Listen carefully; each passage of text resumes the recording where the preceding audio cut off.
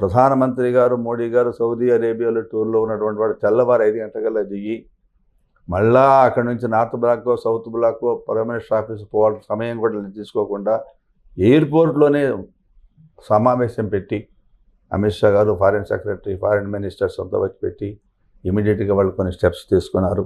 ఏం చేసినప్పటికీ కూడా ఇది చాలా భయంకరమైన ఉత్పాదాన్ని సృష్టించిన విషయం. ఇప్పుడు దీని పర్యవసానంగా ఏం చేయాలా అనేది అందరి మనసులో ఉన్నది. ప్రతి వాళ్ళు కూడా ప్రతీకారంతో రెచ్చిపోయి ఉన్నారు. ఎవడన్నా కనుక క్లూ జిక్కితే వాడిని విడిచిపెట్టే పరిస్థితి లేదు అని చెప్పి ప్రధానమంత్రి గారు ఏమన్నారు, నిన్న పంచాయతీరాజ్ మీటింగ్కి వెళ్ళినప్పుడు బీహార్లో కూడా ఆయన అన్న మాటలు మనసు చాలా I say to the world పెద్దగా చెప్పాడు. I say to the world from the soil of Bihar, please identify, track and punish every terrorist and their backers and their imagination. వాళ్ళ ఊహకు అందనంతటువంటి స్థాయిలో ఏ రకంగా భారతదేశం స్పందిస్తుంది, ఏ రకంగా భారతదేశం ప్రతీకారం తీర్చుకుంటుంది అనేదానికి మీ ఊహాతీతమైనటువంటి వ్యూహంతో, మీ ఊహకి అపోహకి అందనటువంటి వ్యూహాతీతమైన వ్యూహంతో వాళ్ళ వెనక సమర్థించేటటువంటి వాళ్ళని, వాళ్ళ బ్యాక్ సైడ్ ఉన్నటువంటి వాళ్ళందరూ కూడా తుంచి పడేస్తాం అంటిల్ చివరిదాకా అని చెప్పి ఆయన చెప్పడం భారతీయుల్లో ఒక ఆత్మవిశ్వాసాన్ని కల్పించింది.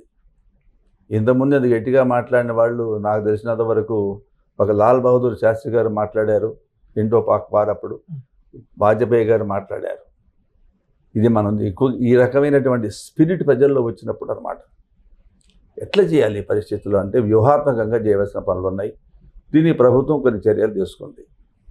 ఏం తీసుకుంది అంటే ఇమీడియట్గా చేసినటువంటి కొన్ని యాక్షన్స్, ఒక 5 పాయింట్ ఫార్ములా లాగా. ఫస్ట్ ఏం చేశారు, ఇంటర్నేషనల్ బార్డర్స్ని క్లోజ్ చేశారు. అంటే ఇండియాకి పాకిస్తాన్కి మధ్య ఉండేటటువంటి సరిహద్దుల్ని క్లోజ్ చేసేసారు. అంటే అటు వాళ్ళు ఇటు వచ్చే పని లేదు, ఇటు వాళ్ళు అటు పోయే పని లేదు. కానీ పాకిస్తాన్లు కనుక ఇండియాలో ఉన్నట్లయితే డిప్లొమాటిక్ ఫార్మాలిటీస్ అంటే దౌత్య సంబంధమైన సదుపాయాలు మొత్తాన్ని కూడా కత్తిరించేశారు. వీసాలు మొత్తం రద్దు చేశారు.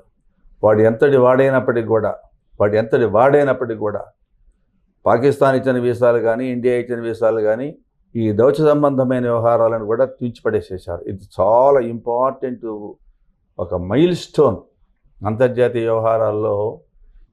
ఆ దేశం వాడు ఈ దేశంలో ఉండటానికి వీల్లేదు. ఇంకా ఇది మోస్ట్ ఇంపార్టెంట్ విషయం. ఈవేళ మన దేశానికి మన ప్రాదేశిక సమగ్రత అంటున్నామే, టెరిటోరియల్ ఇంటిగ్రిటీ, సావరెంటీ అనే పదాలు వాడుతున్నామే. భారతదేశ సార్వభౌమత్వము, ప్రాదేశిక సమగ్రత అనే మాట్లాడుతున్నామే. దీన్ని మనం నిలుపుకోవాలంటే మొట్టమొదట ఆ దుస్తులను ఇక్కడి నుంచి తల్లిపడేసేసేయాలి. ఇప్పటికి ఇండియాలో ఉన్న సమస్య ఏమిటి అంటే ది బిగ్గెస్ట్, చాలా పెద్ద భయంకరమైన సమస్య వెస్ట్ బెంగాల్లో ఉన్నటువంటి వాళ్ళు అసలు మీ గవర్నమెంట్నే, మీకు కేంద్ర ప్రభుత్వాన్ని మేము కేర్ చేయమంటారు. కాన్స్టిట్యూషన్ ఫాలో అవుతున్నారా? మీ ఓన్ కాన్స్టిట్యూషన్ అంటే మీకు ఒకటి ఏడ్చిందా? ఈ రోహింగ్యాలు ఎక్కడి నుంచి వచ్చారు వీళ్ళందరూ? 1971లో ఇండో పాక్ వార్ వచ్చినప్పుడు మీ అందరి బంగ్లాదేశ్ శరణార్థులు అన్నాం. 5 లక్షల మంది వచ్చారు ఆ రోజున. ఇవాళ వాళ్ళ జనాభా ఎంత అయింది? సుమారుగా 20 కోట్లు అంటున్నారు.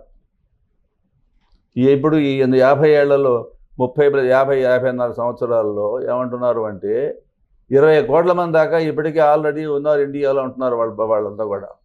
వాళ్ళందరికీ మనం ఇళ్ళు కట్టించి, వాకిళ్ళు కట్టించి, స్కూల్స్ కట్టించి, ఆసుపత్రులు కట్టించి, పౌరసత్వాలు ఇచ్చి, ఆధార్ కార్డులు ఇచ్చి ఈ పనులు మనం చేశాం.